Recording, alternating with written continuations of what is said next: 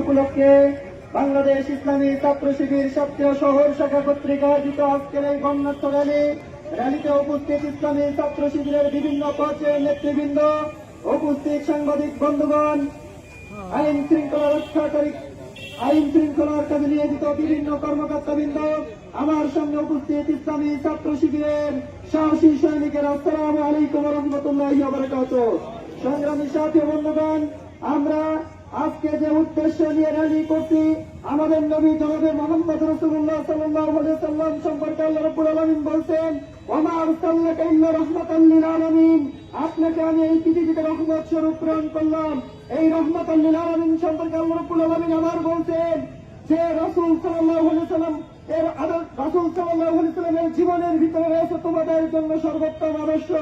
সেই আদর্শ গ্রহণ করার কারণে, সেই আদর্শ অনুযায়ী জীবন যাপন করার কারণে রাসূল আকরাম সাল্লাল্লাহু আলাইহি ওয়াসাল্লামের উপরে যেভাবে জুলুম নির্যাতন এসেছিল, ইসলামী ছাত্র শিবির ইসলামী দলগুলোর উপরে সেভাবে বিভিন্ন রকম জুলুম নির্যাতন এসেছিল, আমরা সকলে সাক্ষী আছি।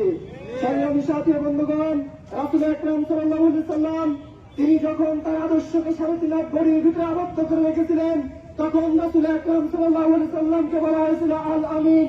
যখন তিনি তার আদর্শকে 3.5 লাখ ঘড়ি থেকে বাহির করে একটি সমাজে প্রতিষ্ঠা করার জন্য চেষ্টা করেছিলেন, একটি রাষ্ট্রে প্রতিষ্ঠা করার জন্য চেষ্টা করেছিলেন, তখন রাসূল আকরাম সাল্লাল্লাহু আলাইহি ওয়াসাল্লামকে শায়ের, কবি বলে গালি দেওয়া হতো।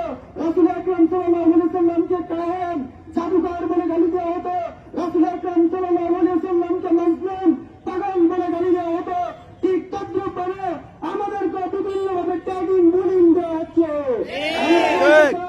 যত ট্যাগিং বুলিং ইসলামের ছাত্র শিবিরের বিরুদ্ধে যতই ষড়যন্ত্র করা হোক না কেন, ইসলামী ছাত্র শিবির বাংলাদেশের টেকনাফ থেকে তেঁতুলিয়া, রূপসা থেকে পাতুরিয়া, সুন্দরবন থেকে বান্দরবান বিভিন্ন ক্যাম্পাসে ইসলামের সুমহান বাণী প্রচার করার জন্য সদা সর্বদা কাজ করে যাচ্ছে।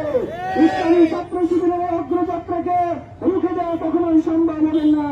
আসুন, যে রাসূল আইনে জাহিলিয়াত যুগে এসে সেই যুগকে যেভাবে আলোকিত করেছিল, আমরা সেই রাসূলের জীবন অনুযায়ী যদি জীবন যাপন করতে পারি, রাসূল যে কোরআন নিয়ে এসেছিলেন সেই কোরআনকে যদি সমাজে প্রতিষ্ঠা করতে পারি, তাহলে রাসূলের আমলে যে যুগ, যে সমাজ হিসেবে সর্ব জায়গায় পরিচিত এবং সমৃদ্ধ লাভ করেছিল, সেরকম একটি সমাজ, সেরকম একটি রাষ্ট্র আমরা প্রতিষ্ঠা করতে পারবো। রাসূল আকরাম সাল্লাল্লাহু আলাইহি ওয়াসাল্লামের সে আদর্শকে বুকে ধারণ করে আমরা যেন সকলের সামনে দিকে অগ্রসর হতে পারি, আল্লাহ রাব্বুল আলামিন আমাদের সেই তৌফিক দান করুন। আজকের প্রোগ্রামে আসার জন্য বাংলাদেশ ইসলামী ছাত্র শিবিরের পক্ষ থেকে আপনাদের ধন্যবাদ এবং মোবারকবাদ জানিয়ে আজকের অনুষ্ঠান এখানে সমাপ্তি ঘোষণা করা হচ্ছে। সুবহানাকাল্লাহুম্মা ওয়া বিহামদিকা, আশহাদু আন লা ইলাহা ইল্লা আনতা, আস্তাগফিরুকা ওয়া আতুবু ইলাইক। আসসালামু আলাইকুম ওয়া রাহমাতুল্লাহ।